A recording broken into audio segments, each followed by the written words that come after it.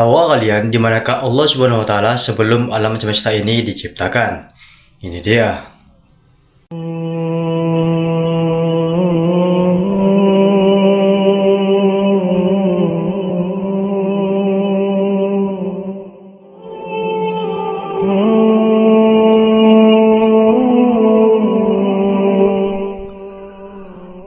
Ma'asyiral muslimin yang dimuliakan Allah Subhanahu wa taala. Pembahasan kita di malam hari ini menguak tentang di mana Allah sebelum alam semesta ini diciptakan. Mungkinkah Allah Subhanahu wa taala berada di sebuah tempat, ataukah Subhanahu wa ta'ala tercipta dengan sendirinya? Lalu bagaimana Allah Subhanahu wa ta'ala menciptakan makhluknya, dan makhluk apa yang pertama kali Allah ciptakan? Ma'asyiral muslimin yang dimuliakan Allah Subhanahu wa ta'ala, di dalam surah Al-Insan Allah Subhanahu wa ta'ala berfirman, hal ata alal insan hinum minad dahri lam yakun syai'an madhkura. Bukankah pernah datang kepada manusia waktu dari masa yang ketika itu belum merupakan sesuatu yang dapat disebut?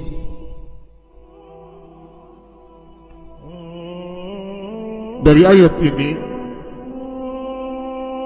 ketika Allah Subhanahu wa ta'ala mengatakan lam yakun syai'an madhkura,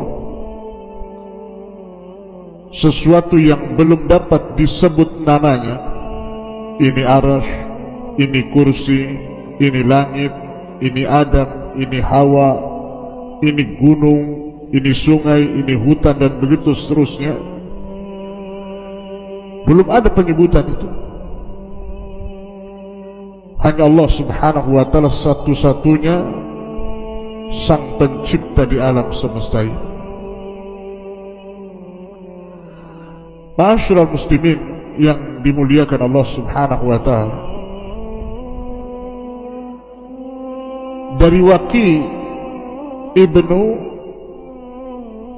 Udusin, dari pamannya dari Abi Razin radhiyallahu anhu, dia mengatakan, ya Rasulullah, aina kana Rabbuna azza wa jal qabla an yakhluqa khalqah? Dia berkata, ya Rasulullah, di manakah Tuhan kita yang maha mulia sebelum menciptakan makhluk-makhluknya? Maka Nabi SAW bersabda, kana fi ama'in ma tahtahu hawa wa ma fawqahu hawa thumma khalaqa arsyahu 'alal ma.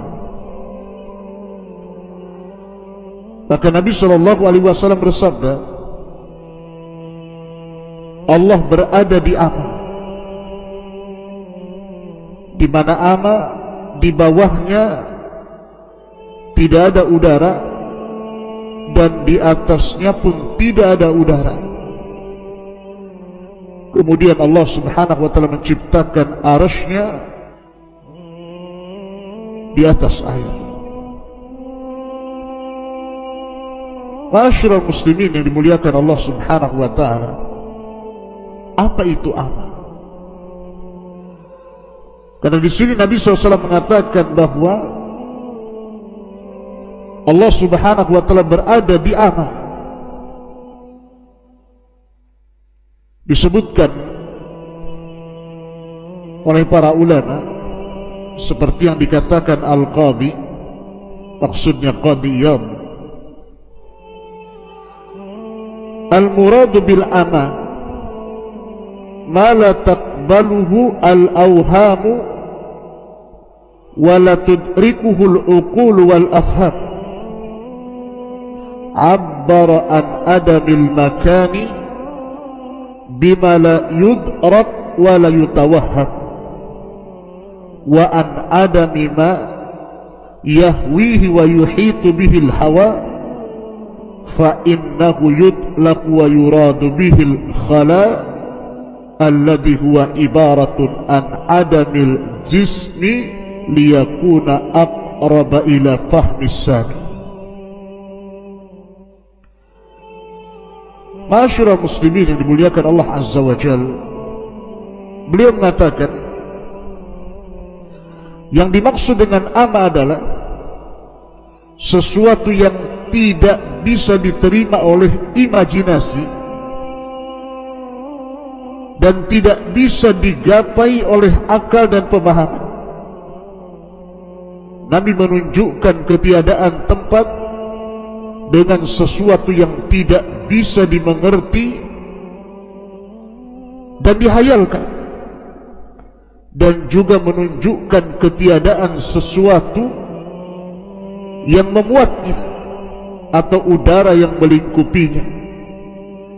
Tentu istilah ini secara mutlak dimaksudkan pada sesuatu kekosongan murni atau disebut dengan khala, yang merupakan istilah bagi ketiadaan materi agar lebih mudah dimengerti oleh para pendengar. Intinya bahwa sebelum Allah Subhanahu wa ta'ala menciptakan makhluk-makhluknya, sebelum ada saya, sebelum ada Anda, sebelum ada Adam, sebelum ada Hawa, sebelum ada langit dan bumi, bahkan sebelum ada langit, kursi, bahkan sebelum ada arasy, maka Allah Subhanahu wa ta'ala berada di ama. Dan ama itu diambil dari umyun, artinya buta. Orang buta itu, kalau Anda memejamkan mata, kira-kira apa yang Anda lihat? Kegelapan, bukan? Artinya di sini bahwa kita tidak bisa membayangkan di mana Allah. Yang jelas Allah satu-satunya dan tidak ada makhluk sebelumnya. Dan Allah Subhanahu wa ta'ala adalah awal wa laysa qablahu syai'. Allah adalah yang pertama dan Allah tidak didahului dengan ketidakadaan. Makanya dalam Sahih Bukhari Nabi SAW bersabda, "Kana Allah wa lam yakun syai'un ghairuhu." Allah telah ada dan saat itu tidak ada apapun selain Allah Subhanahu wa ta'ala. Masyarakat muslimin yang dimuliakan Allah Subhanahu wa ta'ala, dalam sebuah hadis dari Imran ibn Husain radhiyallahu anhuma, dia menceritakan suatu ketika aku berada di sisi Nabi sallallahu alaihi wasallam, tiba-tiba datang sebuah kaum dari Bani Tamim, dari Yaman. Faqala, maka Nabi sallallahu alaihi wasallam mengatakan, "Aqbilul bushra ya Bani Tamim." Qalu basyartana fa'tina. Fadakhala an-nasu min ahli al-Yaman. Afwan, maksudnya Bani Tamim ini datang kepada Nabi sallallahu alaihi wasallam. Kemudian Rasul mengatakan, "Bergembiralah wahai Bani Tamim atas hidayah yang telah Allah anugerahkan kepada kalian, hidayah Islam ini." Maka Bani Tamim mengatakan, "Engkau sudah menghabar gembirakan kepada kami, maka berikan hadiah kepada kami." Maka Nabi SAW diam sampai masuk orang-orang Yaman. Maka Nabi SAW mengatakan kepada orang-orang Yaman, "Aqbilul bushra ya ahlal Yaman, id lam yakbaluha Banu Tamim." Terimalah wahai penduduk Yaman kabar gembira yang tidak diterima oleh Bani Tamim. Maka mereka mengatakan, "Qabilna, kami menerima kabar gembira itu dari engkau wahai Rasul. Ji'naka linatafaqqaha fid-din wa linas'alaka an awwali hadzal amri maka." Maka ahli Yaman mengatakan, "Kami datang kepadamu untuk belajar agama wahai Rasul, dan kami hendak bertanya kepadamu tentang masalah yang pertama kali terhadap urusan yang saya ingin atau kami katakan kepada anda, di mana Allah sebelum Allah menciptakan segala sesuatu." Lihat bagaimana keistimewaan Bani ataupun ahli Yaman dibandingkan Bani Tamim. Bani Tamim minta hadiah, minta harta, minta dunia. Tapi ahli Yaman tidak minta itu. Dia hanya minta ilmu kepada Nabi SAW. Dan yang pertama bertanya soal di mana Allah sebelum Allah menciptakan segala sesuatu. Ini pertanyaan yang berbobot, ikhwan. Maka Nabi SAW mengatakan, "Kana Allahu wa lam yakun syai'un qabla." Adalah Allah Subhanahu wa ta'ala, dialah satu-satunya, dan sebelumnya belum ada sesuatu. Wa kana arsyuhu 'alal ma', dan arasy-Nya Allah berada di atas air. Thumma khalaqas samawati wal arda wa kataba fi dzikri kulli syai'. Kemudian Allah ciptakan langit dan bumi, dan Allah catat fi dzikri kulli syai', pada lauhil mahfuz segala sesuatu yang akan terjadi. Dari dua riwayat, Imran ibn Husain dan juga riwayat yang pertama yang saya baca tadi, kalau ada orang yang bertanya di mana Allah sebelum Allah menciptakan segala sesuatu termasuk arasy, kursi dan yang lainnya, maka jawabannya seperti hadis Rasul, "Kana Allahu wa lam yakun syai'un qablah." Maka Allah satu-satunya dan belum ada sebelumnya sesuatu yang mendahului Allah Subhanahu wa ta'ala. Dalam riwayat yang pertama, "Kana fil ama", dalam riwayat fis sahab, artinya Allah berada di ama, di kegelapan, di mana atasnya tidak ada udara, di bawahnya juga tidak ada udara, dan dia satu-satunya dan tidak ada yang bersyirikat dengan Allah Subhanahu wa ta'ala. Ma'asyiral muslimin yang dimuliakan Allah Subhanahu wa ta'ala, makanya kita teringat dengan doa Nabi sallallahu alaihi wasallam,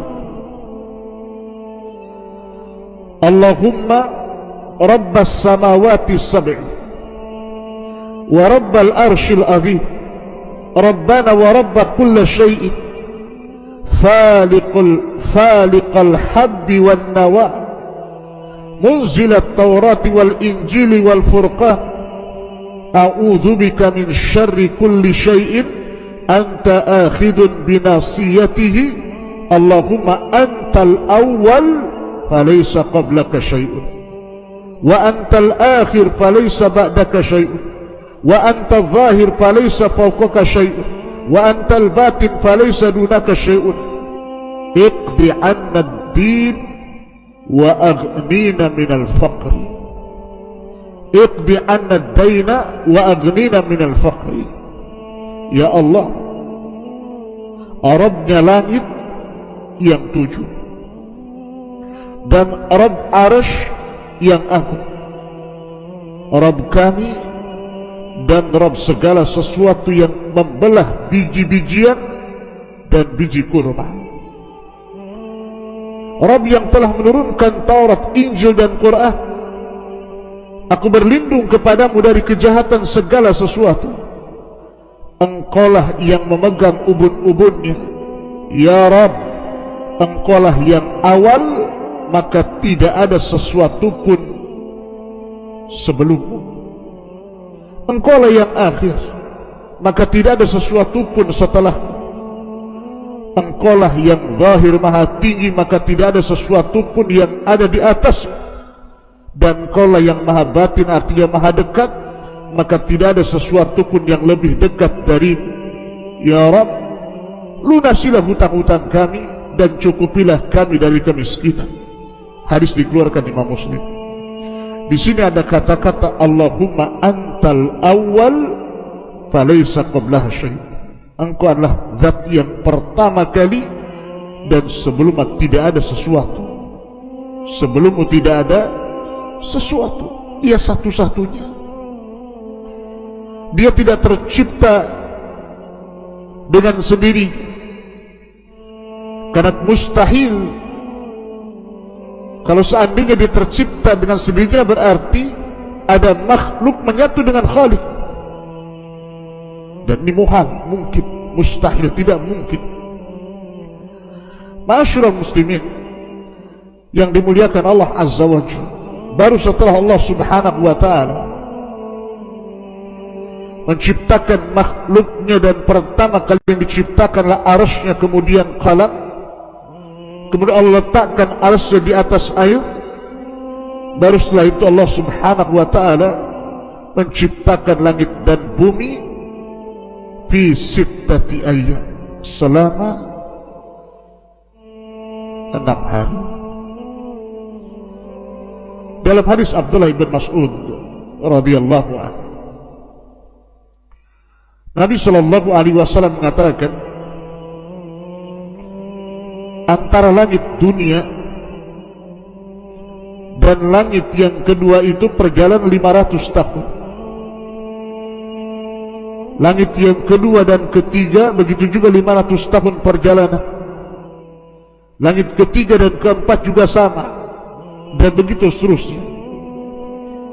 Artinya agungnya Allah Subhanahu wa ta'ala ketika menciptakan langit dan bumi ini, di mana antar langit saja jaraknya 500 tahun perjalanan. Bagaimana menciptakannya? Kemudian juga dalam riwayat Nabi SAW mengatakan kepada Abu Hurairah radhiyallahu anhu, ya Abu Hurairah, inna Allaha khalaqas samawati wal ardi wa ma bainahuma fi sittati ayyam.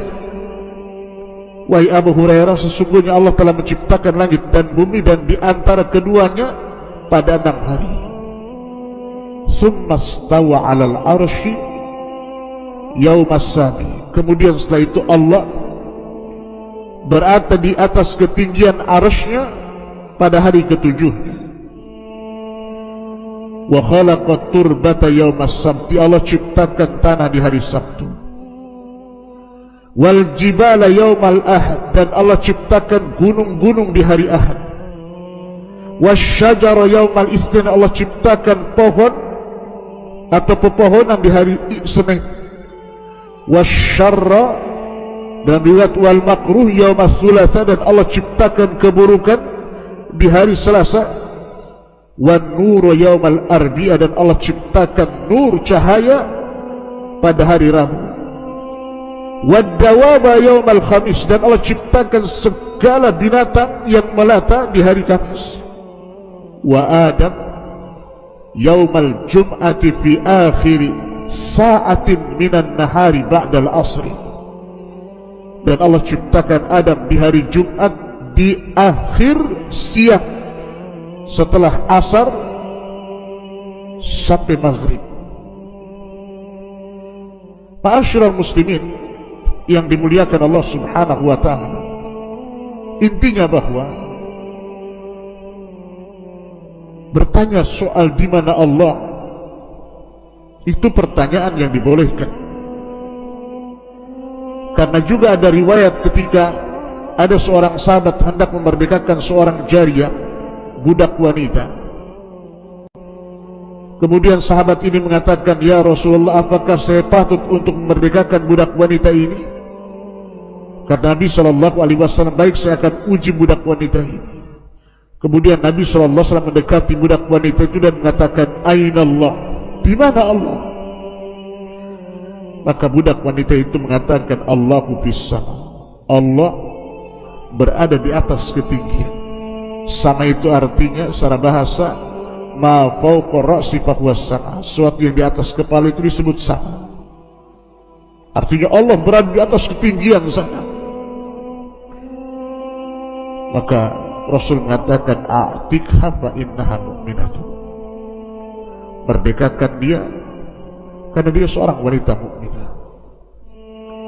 Artinya Nabi SAW bertanya, "Aina Allah?" Di mana Allah? Kemudian juga tadi orang Yaman bertanya kepada Rasul tentang di mana Allah sebelum menciptakan langit dan bumi. Artinya pertanyaan di mana Allah tidak mengapa dalam syariat. Dan kalau ditanya di mana Allah sebelum menciptakan langit dan bumi, kita katakan Allah fil ama. Allah itu di ama, di atas kegelapan yang tidak ada udara di atasnya, tidak ada udara di bawahnya. Sebagaimana tadi sudah dijelaskan menurut pendapat Al-Qadi rahimahullahu ta'ala, yang dimaksud ama adalah sesuatu yang tidak bisa diterima oleh imajinasi apapun dan tidak bisa digapai oleh akal dan pemahaman.